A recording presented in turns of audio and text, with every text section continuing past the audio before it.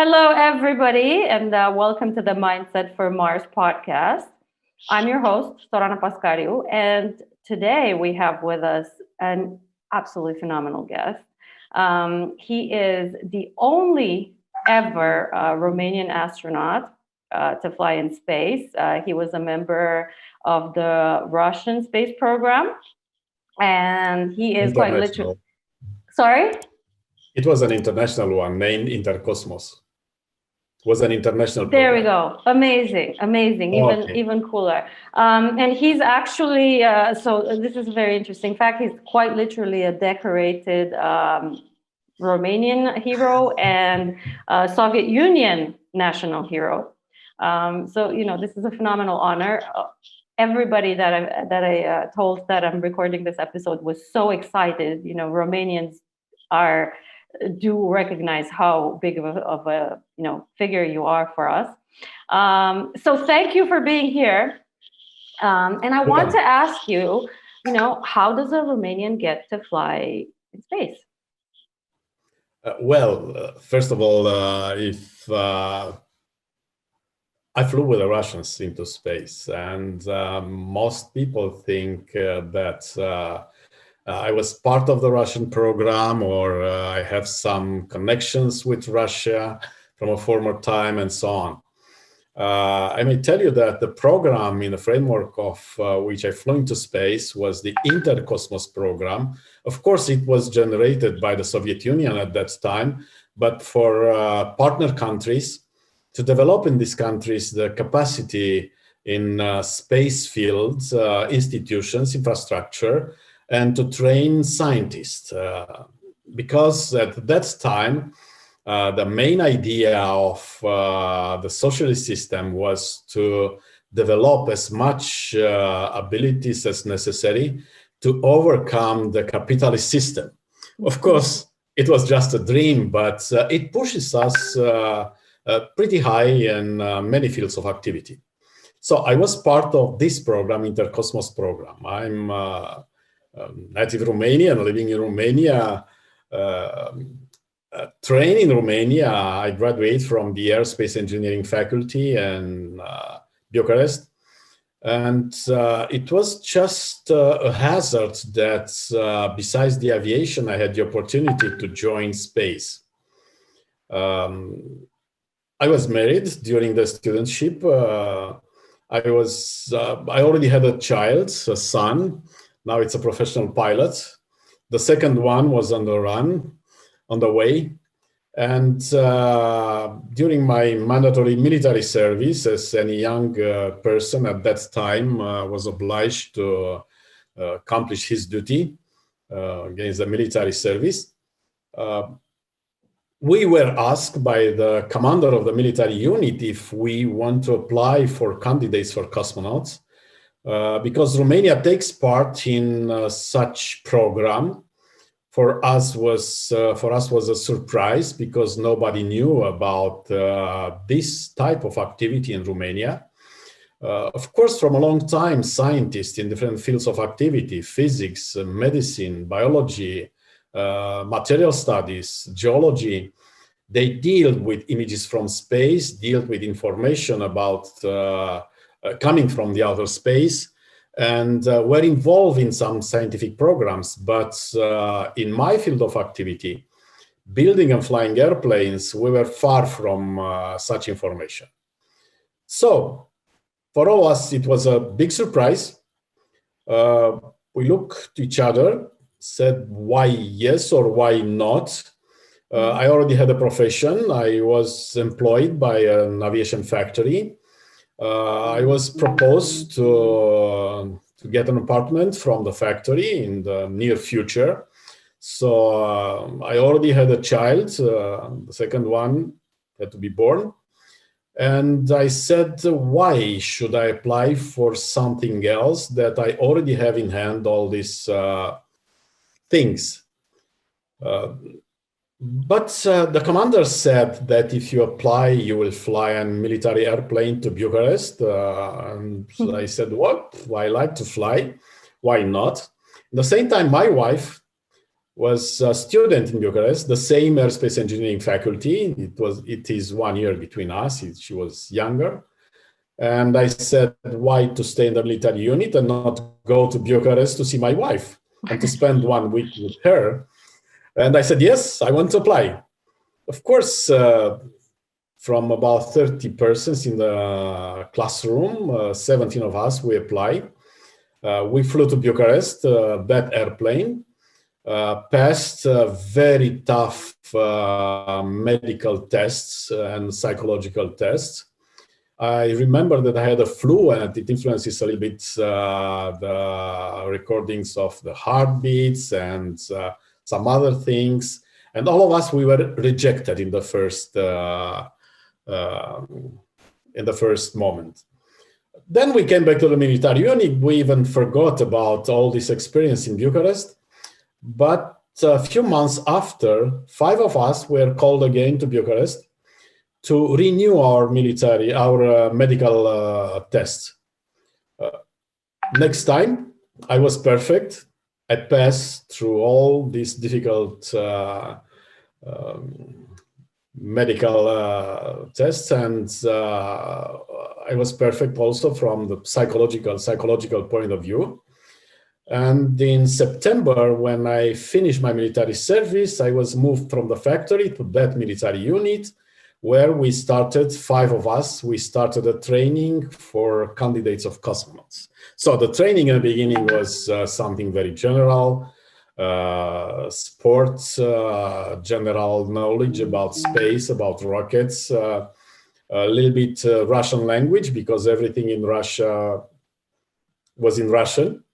In the school, I learned French and German. I was really far, and I didn't enjoy even to listen to Russian language when I was a teenager. It sounds to me very strange and unusual for a person speaking Latin language. But that was the situation. When I found out more about space, I enjoyed it, and I became fond on outer space. It was in 77, in the summer and fall of 77. In the winter of 77 to 78, a team of very well-known medical doctors from Russia came to Romania to investigate us. They said, okay, 3 of these guys there are okay to come to us and to make much deeper medical investigations. In Russia, we really did some medical tests that we could never do it in Romania. And 2 of us, me and Dumitru Prunariu, he was 10 years older than I am, we were accepted to pass through all training to become cosmonauts. So, well, that was the beginning. That's amazing. So basically, out of the whole country, it was, it came down to 2 people.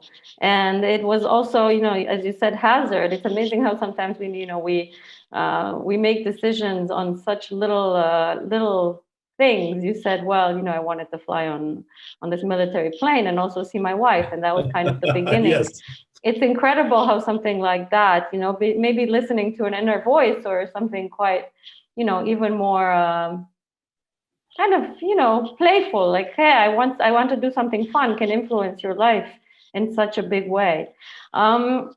This is absolutely fascinating, and so, you went to Russia. What happened there? How did you prepare? Yes.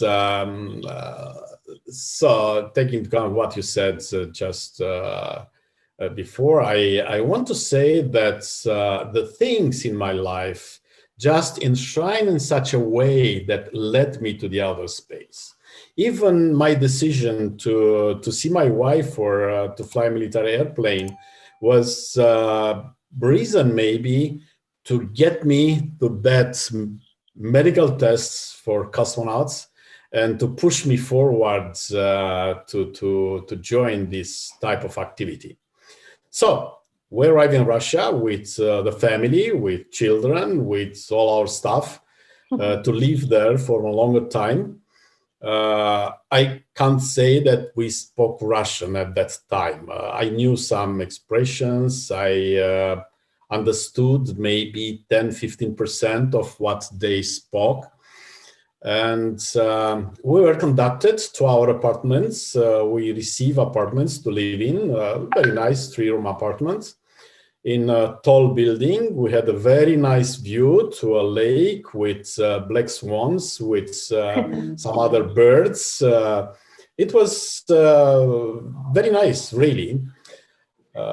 Star City, it's not far from Moscow. It's about 40 kilometers to east-southeast.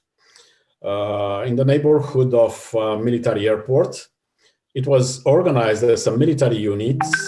You could get in or out using a special pass, and nobody could visit you if you didn't announce and they didn't check the person to be safe from their point of view. Next day we started the lessons in Russian. They started the teaching program, teaching us about outer space, about spacecraft, space rockets, science, and so on. We look at them, they look at us. We made face that maybe understand something, and they realized really that in about 2 weeks, they realized that we really don't speak Russian, and we have to learn this language with special teachers that teach foreigners this specific language. Okay. In parallel with the lessons, we had Russian lessons 3 times a week, 2 hours, with a very skilled teacher, was a lady.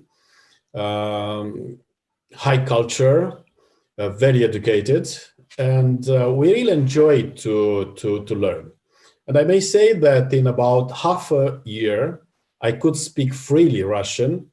Okay, not everything, but I could understand quite everything. And at least from our technical point of view, from our training, I could understand and speak anything necessary.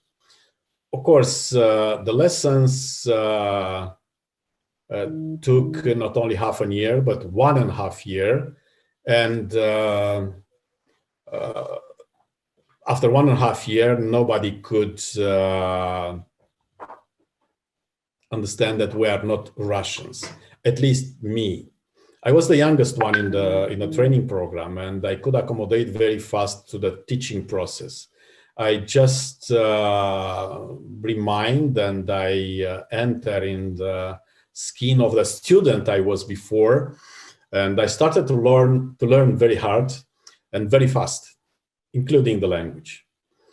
And the results were seen after 3 years of training. I had the maximum codes at all the final exams, and I was declared the first candidate to fly into space on behalf of Romania, together, of course, with a Russian commander, a very skilled professional, pretty young, 7 years older than I was, but when I flew, I was only 28 years old. Wow.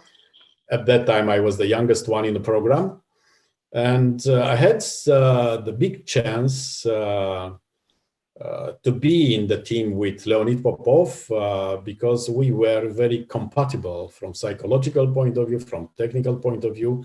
We understood each other perfectly, and we could manage all the problems inside the spacecraft and the space laboratory Salyut 6 during the space flight together. So that was Russia in the beginning. Okay, so, can you tell me a little bit about, you were saying that you had a partner and you were very compatible psychologically. Tell me more about, because obviously this podcast was started by me very much in the spirit of let's find out about the psychology of space.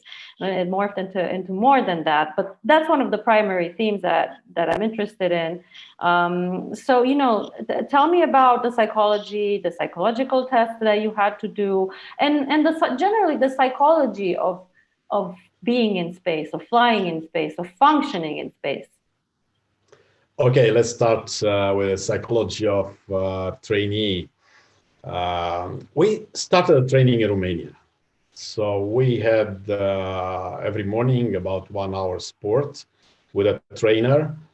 He was a karate champion, and he was a military person, and got the order from the superiors to transform us in very performant sportsmen during the period of 3 months. It was impossible. It was impossible. Even the psychological pressure pushing us very hard every day was very difficult. And I may compare it with what happened in Star City. When I arrived, and we had sport hours, 3 times a week, 2 hours.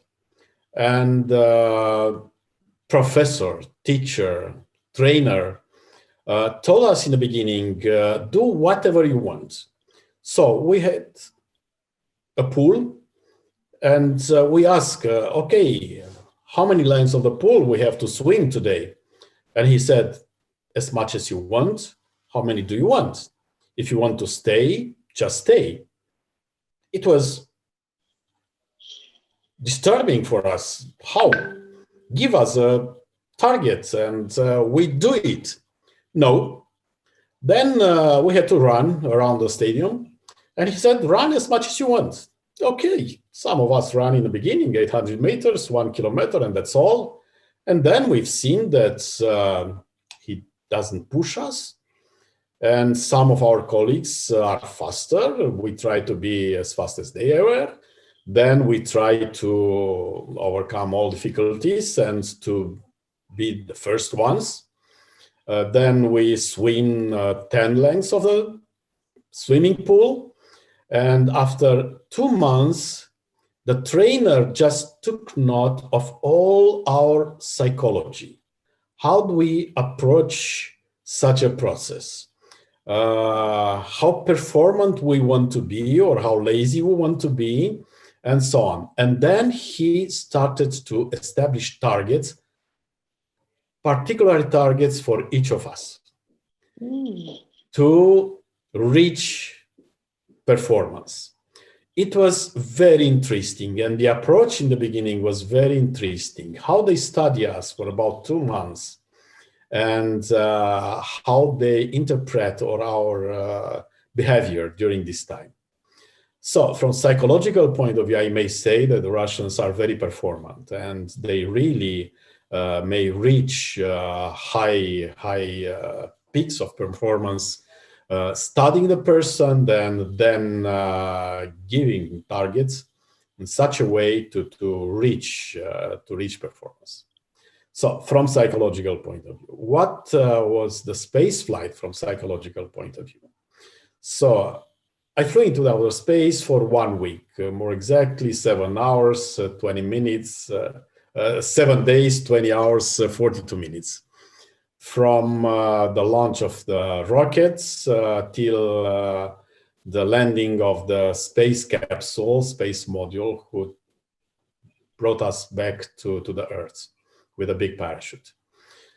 I can tell you that during the training, we simulated a lot of difficult situations that could happen in the outer space, starting with desertization of the spacecraft or of the space laboratory, with fire on board, or different other situations when a lot of essential equipment fails. Of course, in the beginning, we knew psychologically, we knew that we are in a simulator and anytime could get out. But in the same time, most of the time, we were so focused on what we do that we we were plugged in the situation and thought that we really are in the real rocket and the real spacecraft. Sometimes when some difficult situation appeared, we are afraid, or at least let's speak about myself, because we were, maybe the other colleagues were more afraid or less afraid, or they had difficult situation in different part of the training. And my commander was an experienced cosmonaut. He flew before we flew together. He flew on board the Salyut 6, the safe space station, for half a year. It was a performance at that time, but he was very well trained for a space flight, taking into account this accomplishment. So I was afraid sometimes. I was a little bit scared, not too much, but scared, I could say.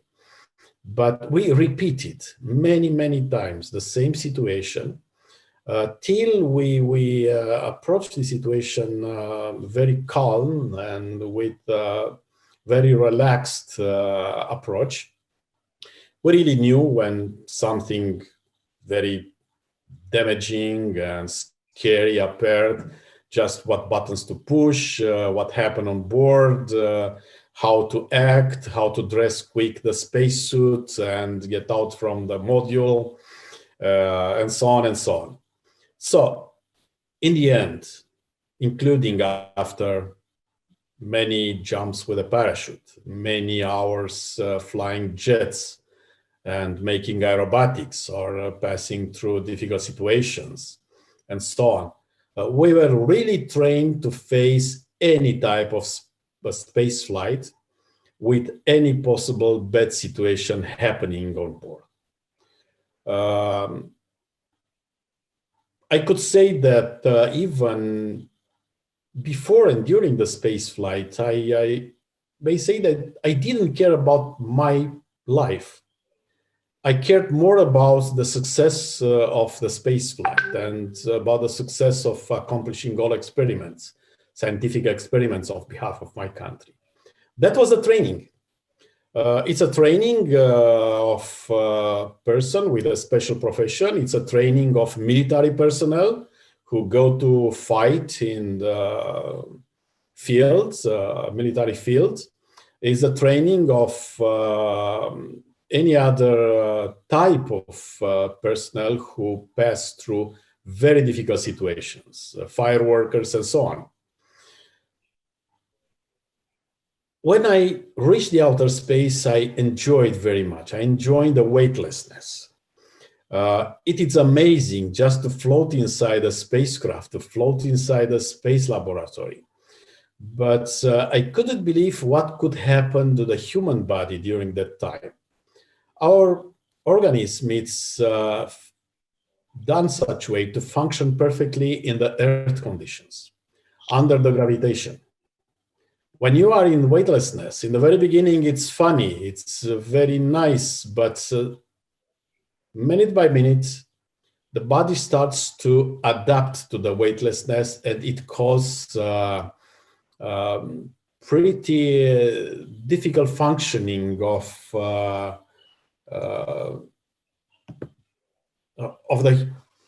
lot of functions of the human body.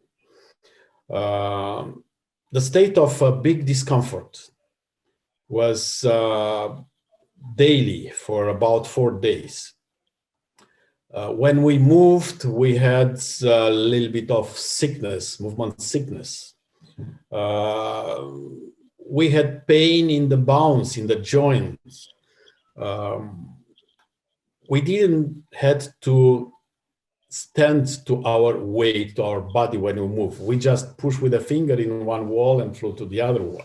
Mm-hmm. So all this new situation, all this new environment posed a lot of problems for us, because during the training, you train on the ground under the Earth gravitation. You train in the simulator that doesn't move.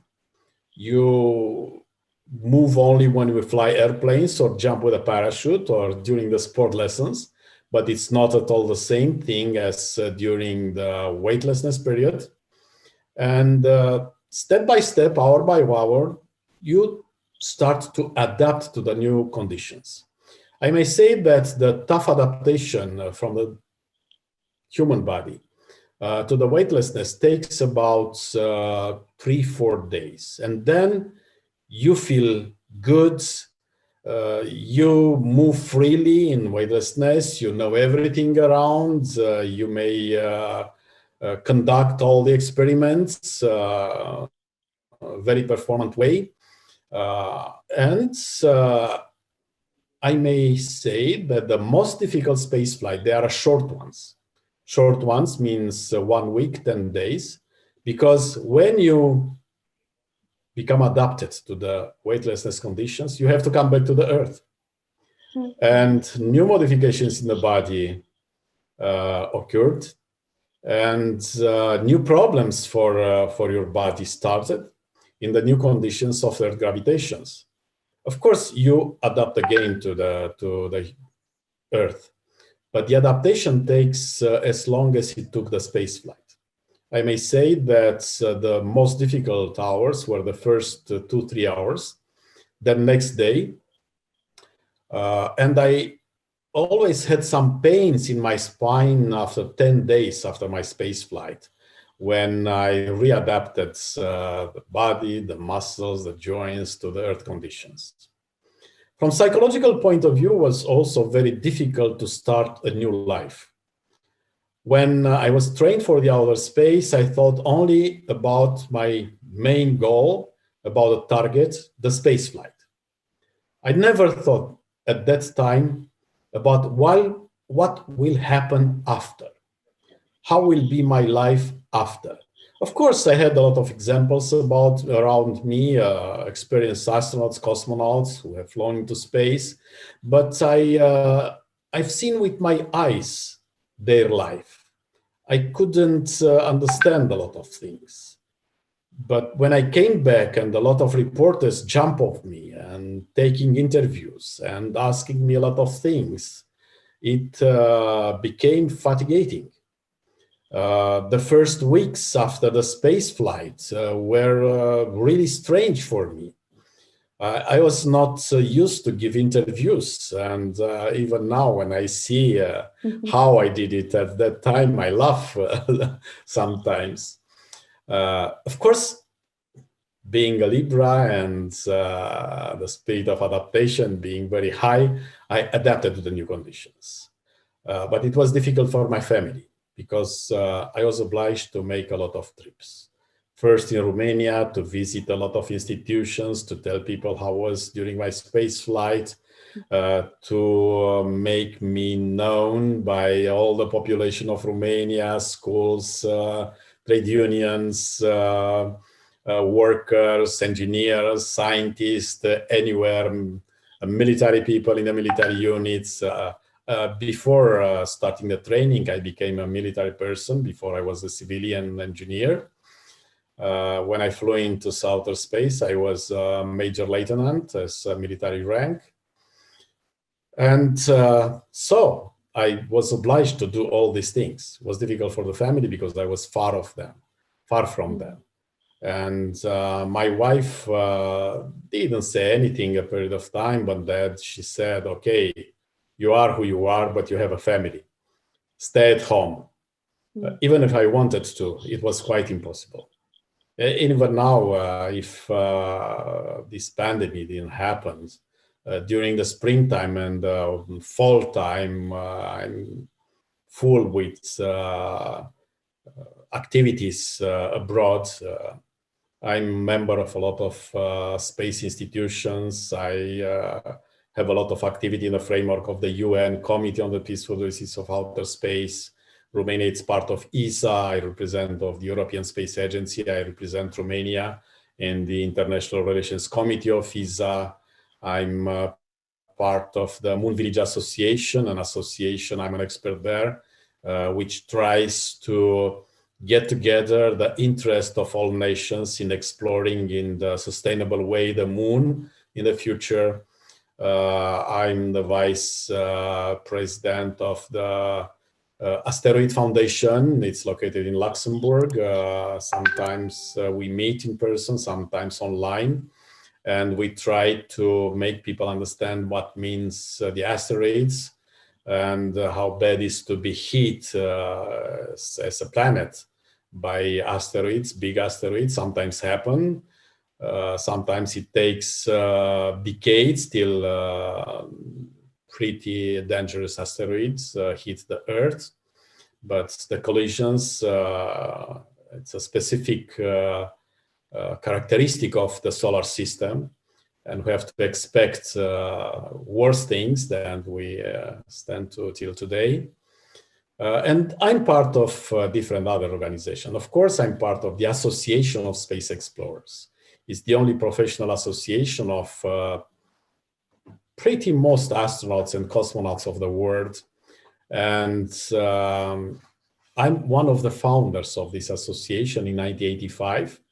During the Cold War, 25 of us, people flown into space, decided to organize such a professional association, which doesn't take into account the politics in our countries, and just try to bring people together and make the population understand that we all live on this planet, which is our home, the home of all of us, and we all of us have to take care of this home and to protect it, and to protect for the future generations as well. I used to be the president of this association for 3 years. I led also the European branch of the association for 6 years. And I'm part of these activities. I'm still active on all these things. That sounds so I'm amazing. a very busy person. I'm a very, very busy person. And it sounds, it's there's so many things that I heard that I thought were fascinating, and I want to return to some of them. Okay, sure. And well, first of all, is that it seems like, the actual flight was, obviously you prepared a lot for it. But in a way, life back on Earth was harder than the actual flight. Life was complex, complicated. It had and it had challenges that you hadn't prepared for. On flight, you prepared for everything, so basically nothing really surprised you. But life on Earth is so complex, and I think that's absolutely, it's such an interesting insight how the things that we prepare for as the hardest are not necessarily, or either we kind of take away the complexity through training, but it's life itself that can be so complex and can overwhelm us. So that's a very, very interesting insight. And then, but then, this, you got so much out of it. I mean, it gave you complexity, but also it's keeping you very active and very, busy and in touch with life. And it's very interesting how you said, that we have to take care of this planet. I was thinking, there is the famous overview effect. Many astronauts have talked about it. When you are into outer space and you look down at Earth, that you suddenly have this realization that, it is a small planet and we are all together. We all are connected. We're not different. We're not separated. Did you experience this? Yes, that's right, for sure. So all people flown into space, they experience this overview effect. When you are up there, you are in a way disconnected from all small problems on Earth. In the same time, you are far from all radiation around you, the phones, radio, television, electricity, and so on. And you connect in the way to some space waves. You are connected with the universe up there. You have, in a way, unconsciously, this feeling. But when you come back to Earth, you realize much better what it means. Of course, you see your own planet from far. It's a very interesting feeling to see like a big boulder, all this Earth turning around, turning above you, because you have the feeling that you stay into the outer space. You are in the fixed position inside the space station. and you look to the Earth through a window, and you see the Earth turning and turning and turning with the big power. You really feel that all this big stone, if you want to say, big sphere has a huge power. You start to think not locally, but in the beginning regionally and then globally. And you start to think up there what happened with the entire planet. Of course, you think about your close ones, about the family, about your city, but you have a completely different perspective of the Earth. When you see it physically from the outer space, and when you feel, you have these tremendous feelings up there, of course, everything in your mind changes, and you have this general view of the planet. And even when you come back to the Earth, you report again to your place, to the family, to the friends, to your country, and so on. But you always have this view of the planet in your head, and you think to try globally, not only from the point of view of the planet as a physical thing, but from many points of view, from social point of view, economical point of view, different big events that happen on Earth, catastrophes, the pollution of the planet, and so on. That's absolutely amazing. And you know what you said about the fact that when you're in outer space, you know, you're disconnected from radio waves, television, etc., and you're kind of connected to these cosmic waves. I have to tell you that I read in a book somewhere. I don't even know exactly how it started. I read an account of an astronaut talking about this, and how the fact that, you know, they were in outer space, they were connected to something that was not human, that was not part of our collective consciousness. They were somehow outside of humanity. And that was the moment when I decided I wanted to coach astronauts, because I wanted to understand how the human psyche functions outside of our planet. It just, you know, opened up such an amazing, you know, host of questions for me. Like, wow, you know, how does our mind function actually? You know, what is consciousness? All of these questions. And it was from that one insight, that one description of this astronaut. And I'm so glad that you talked about this, because I think that's phenomenal. And it gives us a glimpse. Also, you know, it's a mirror for how incredibly important this planet is for us and how connected we are to it. I think that's fascinating. That's fascinating. And you were saying, you know, that you're part of this. I didn't catch the exact title of the organization that's planning to explore the moon. And so let's talk more about that, exploring the moon, and then you know, maybe other planets as well. Since you know, I'm interested in Mars as well. Maybe we can talk about Mars. Okay. So, well, when you fly into the outer space, you become a citizen of the globe, of the world. Of course, you are a citizen of a country, but you feel, and most of the people consider you a citizen of the world. And you understand, being in the outer space, that we really belong to the universe. We really belong to something much bigger than our Earth. And the Earth is just a small part of this universe. And the rules apply in this universe, they apply to anything in the solar system, in our galaxy, in other galaxies, including the Earth. Sometimes just working on the ground, not having any idea about what means flying into the outer space, what means to see the Earth from above. You really report to some other rules, to some very narrow laws and understanding of the Earth. But understanding that we are part of the universe, you start to think a little bit differently and to integrate all these things on the ground, such way to really be part of the universe.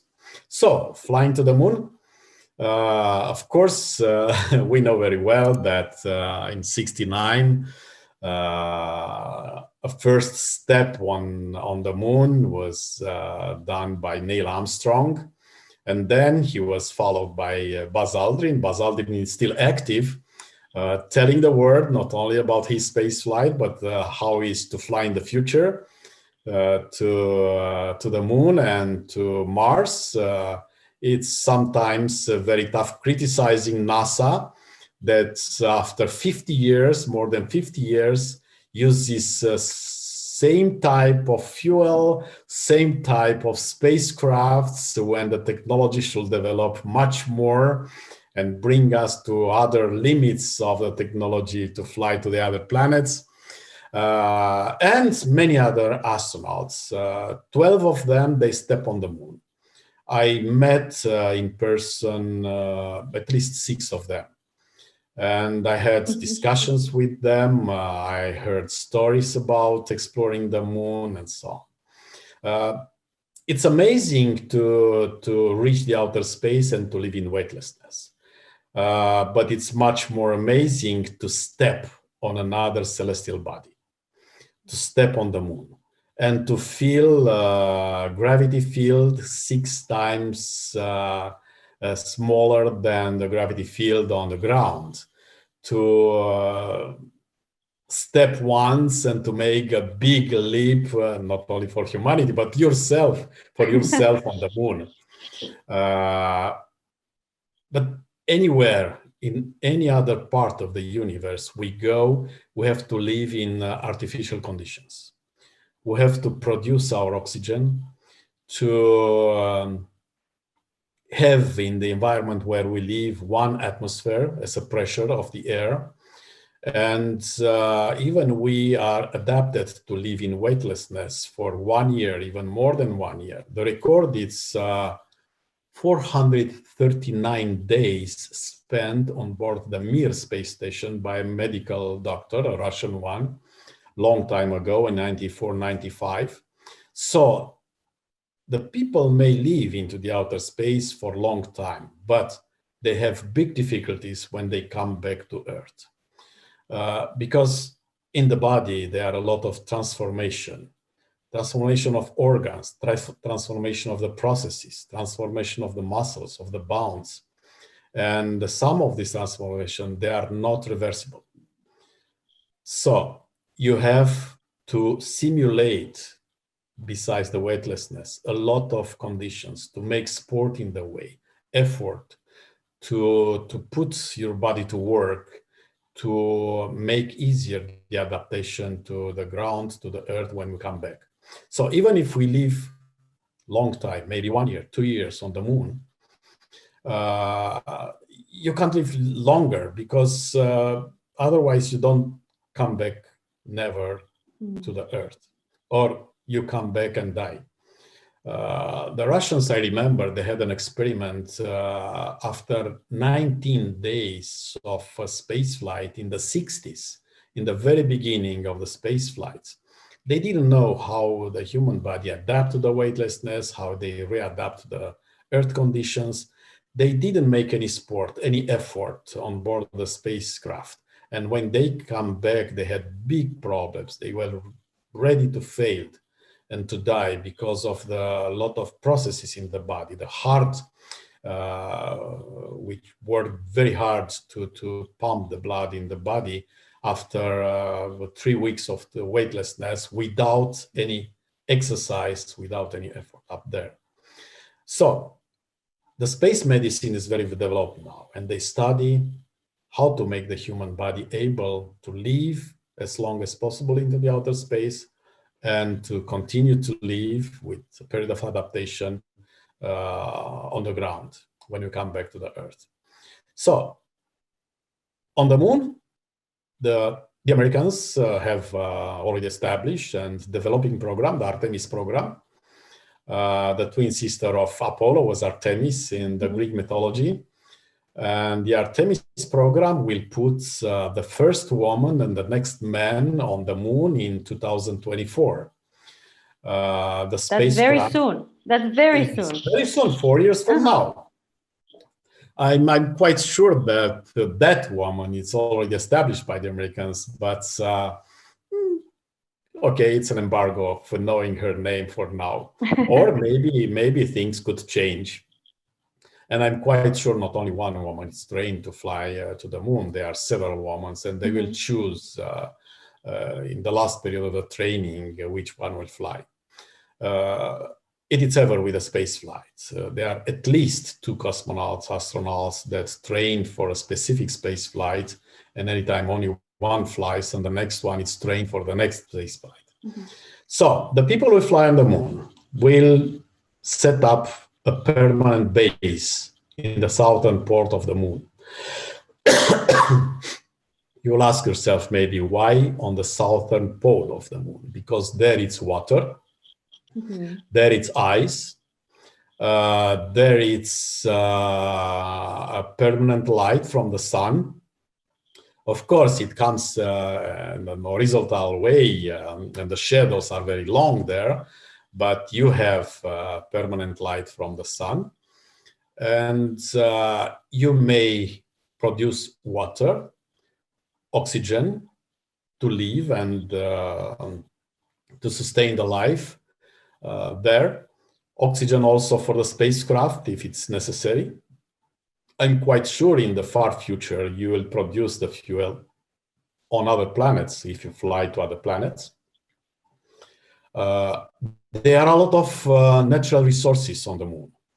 And we know very few of them now, exploring the rocks that were brought by the American astronauts during the Apollo program. But we have to discover a lot of minerals, and we'll discover that some of them it's cheaper to produce on the moon and to send them to the Earth, to use them for different industries, than to dig, to mine on the Earth and to find them.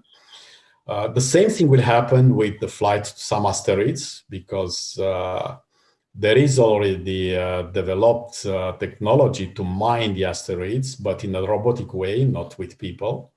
Of course, most of you have seen the Armageddon movie with Bruce Willis mining an asteroid, putting a bomb there to not hit the Earth, that asteroid. Of course, it's science fiction, but things could happen in the future without people on board in an automatic way. We build now such technologies. We study the asteroids. I'm part of these teams that study asteroids and take decisions at the UN level. We fly, even with people, to some big asteroids to see what's there. The curiosity of the people is very high. And I'm quite sure when we will not be curious as we are now, the humanity may die. What for to live and why to live for if we are not curious? Because curiosity leads to science, leads to discoveries, leads to new approaches to many things on the Earth and into the outer space. The curiosity will drive us to fly to Mars. The curiosity to discover what happened with these planets in the last millions of years, why the planet it's empty, why it's a full desert there, why some millions of years ago, or who knows when, they were rivers and now they are not, why Mars doesn't has a magnetic field to protect it against some radiations, why it's so red. Of course, we know because of oxides of different materials, but why and how deep? And we are curious to discover biological traces on Mars. And who knows, maybe underground somewhere to discover life. My personal opinion, I tell you, it's not a scientific one, but personal opinion, feeling, is that maybe we humans, we have a seed coming from Mars or from another planet or from somewhere from the universe. And this seed just coming here and meeting the good conditions to develop, or meeting always some mammals like monkeys or something that were inoculated with this seed, they just develop the humanity. transform themselves and a lot of humanity. So there are many thoughts about the outer space. I just share with you a few of them. And they're fascinating. And since you mentioned Mars, let's talk a little bit about the difficulty of getting there. Because, again, my podcast is very much about the fact that this is one of the biggest challenges of this century. From every perspective, technological as well as psychological. I think, actually being able to reach Mars will probably change the way we see ourselves as a species. It will change our identity. Probably, even at a spiritual level, it's going to change us, because suddenly we're not Earth-centric, we're people living on two very different planets in the solar system. So, let share with me, please, some of your thoughts about getting to Mars. Yes, sure. When we look the sky from the Earth and we know exactly where is the planet Mars, we may see a dot, a pretty red dot, but it's a dot, and we know there is Mars. Mars is not so much smaller than the Earth. The diameter of Mars, it's 1/4 maybe of the diameter of the Earth. In the same time, when we look at the Earth from Mars, the Earth looks like a blue dot. And we see there it's our home. We are conscious that there it's the planet Earth and we know how it looks like. But from far away and from the point of view of other beings in the universe, that is just a blue dot. They could delete from a picture this blue dot and everything could disappear. So the conscience of the people, the psychology of the people flying to other planets will change completely, will change dramatically. First of all, the technological problem.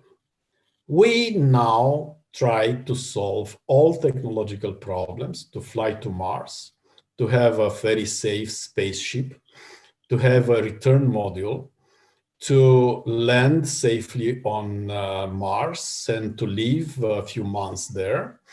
In the module, we bring with us the landing module to Mars, but in the next future, we'll build colonies. Elon Musk, I consider Elon Musk the owner of SpaceX, the rocket and the spacecraft factory. It's a visionary, a young visionary boy who plays with billions to save the humanity and to build very performant spacecrafts and rockets. And he sees in about maybe 50, 100 years from now, colonies of about 1 million people on Mars. Well, how it's now, the flight to Mars, how we think about it. The big challenge will not be the technological one, but the big challenge is to make people to adapt to such a long flight and to protect the crew during this interplanetary flight. We know what type of radiation we have around the Earth. We fly with people on board the space station at an altitude of about 350, 400 kilometers above the Earth. Moon, it's not so far, 380,000 kilometers. But Mars, it's much farther. And the distance, it's not the only problem. The radiation, the interplanetary radiation, we don't know exactly how big it is. Of course, we make a lot of measurements, but how it will act on a human body for a so long time, we don't know. Now we try to build, to imagine and to build some active protection around the spacecraft to reflect somehow the space radiation. During the space flights, people are under a level of radiation of 10 times higher than the radiation on the ground. But you may face this radiation. 10 times for half a year, for 1 year, is not so much. But a flight to Mars and back with a different level of radiation, it takes about 3 years, maybe 7, 8 months to Mars, a few months on the planet, and about 7, 8 months back to the Earth. How people will live for 7 months in the pretty small module, the module of the spacecraft flying to Mars. You know, the International Space Station has a pretty big modules inside. You move freely, you meet other people, you make sport and so on, you exercise up there. But on a smaller, much smaller module, flying 7 months, 8 months, to keep yourself safe, you keep yourself healthy, to keep your psychology positive all this time, it's a really big challenge. There are some experiments, especially Russians do a lot of experiments of isolation. They had an experiment a few years ago, Mars 500. They keep a crew of 6 people inside the module, on the ground, of course, but closed module, with no connection with the exterior, with food, all resources inside. The module was organized like a spaceship to Mars, and they live there 500 days, more exactly 512 days. They were 5 Russians and 3 international ones from other countries, and they study, first of all, the psychology of this crew, how they report to a so long time being alone or being together, isolated from the world up there. And I may say that the results of the study, it's really interesting. The isolation changes a lot of the people. And after all these studies, they were published at the international level. And of course, the Americans have access to all these studies. They try to understand in a little bit different way this process of isolation, the psychology of the crew, and the measures necessary to be taken to keep the people sane, healthy from all points of view, and able to start activities on the planet Mars. Okay, so one of the biggest challenges, obviously, is isolation. But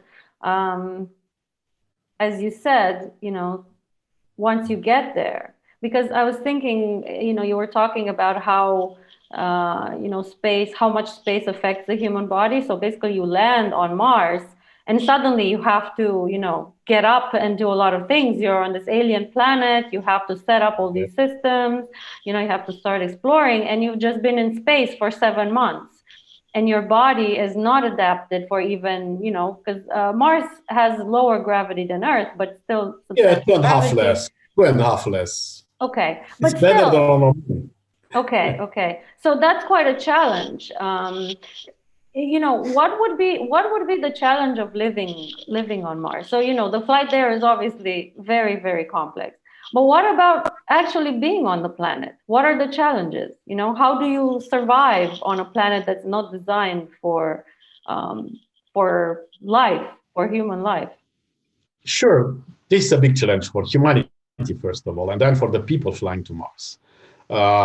In the very beginning, the crews on Mars will change periodically. Maybe they will stay 1 year under a gravitation 2.5 times less than the gravitation on the Earth.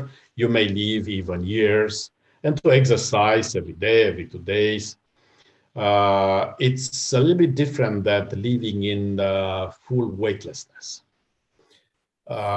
Okay, people could live longer period of times than they live on board the space station.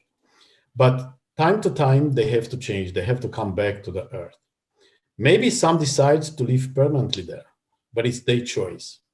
And I'm sure they will do it not flying on a governmental program, but flying on a private program. Maybe Elon Musk will try to set up such colonies there and to leave people on Mars forever. But the people, even from psychological point of view, have to have a choice to return to Earth anytime they want, anytime they wish to. From psychological point of view, even if you never come back to the Earth, you know that there is a rocket, and anytime in a few months, it could take you and bring back to the Earth. It helps a lot. Psychologically helps a lot. Of course, maybe in the far future, the colonies of people on Mars, people living permanently on Mars, will be effective, will be real. But the people choosing to live on Mars, they have to understand that their body will transform a little bit. They will be longer. The bounds will not stand to the normal weight of the person, but to a weight 2.5 times less. And they will lose calcium. They will lose the strength. In the same time, the muscle will not work properly as they work on the ground, and will become a little bit longer, thinner. And the people living on Mars, even the children born on Mars and living there forever, will be much taller and thinner than the people, normal people on the ground. I don't think these things will affect the brain. Okay, the brain will work, the people will train, they will make science, they will learn in schools there, far away from the ground. But in the same time, their approach to the day-to-day problems on another planet will change. They even will have a different type of organization than they have on the ground. Maybe they not have parliaments, they will have a different type of democracy. They will issue their own laws governing the planet and governing the colonies. They will change maybe the beliefs. They will start to have other beliefs to try to understand in a different way the universe and the environment when they live to. So all these things, all these colonies, the migration of the population to other places in the universe will change completely the humanity that fly out from the Earth, that humans. They will change their way of life, they will change their body, they will change their beliefs, even they will change the trust in Earth systems, and maybe they will have much bigger trust in the space systems where they live. They have to build completely different infrastructure that they live in here on the ground. That's amazing. So essentially, slowly they will be turning into a different species. That's kind of what we're looking at. Yes, I think so. I think so. Yeah. It will take 100 years, hundreds of years, but they will really be other species thinking on Earth like a far universe, something where their ancestors were born, but nothing else. Last question for you. If you had the opportunity to go to Mars and, the opportunity to go see it, of course, but maybe even the opportunity to become a Martian, to actually live there, would you do it? At my age, I'm already 68. I will say very young. Very young, yes. John Glenn flew second time when he was 77. Wow. Okay, sent into space by President Clinton at that time.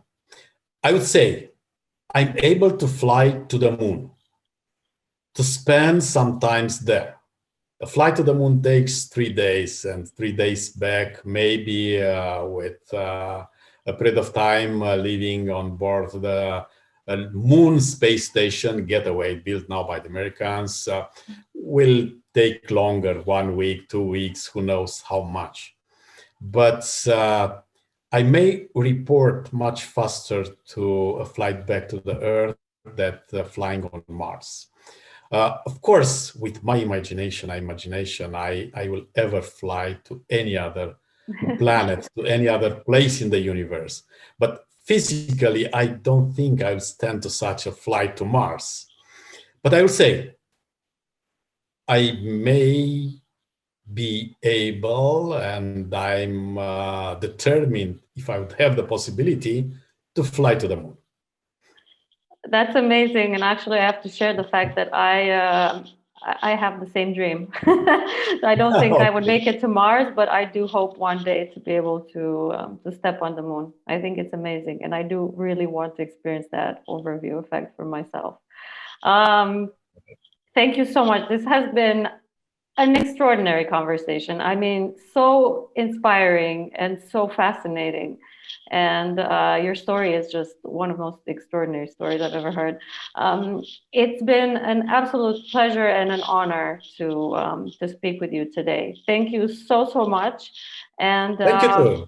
Thank you too. I enjoy speaking with you amazing. and sharing so many interesting things about my field of activity. Yeah, I'm so fascinated, and hopefully I'll have you as a guest again, and we can, we can talk about even more advanced things about space at that point. Sure, anytime. Just let me know. Fantastic. Thank you so much. Thank you so. Welcome.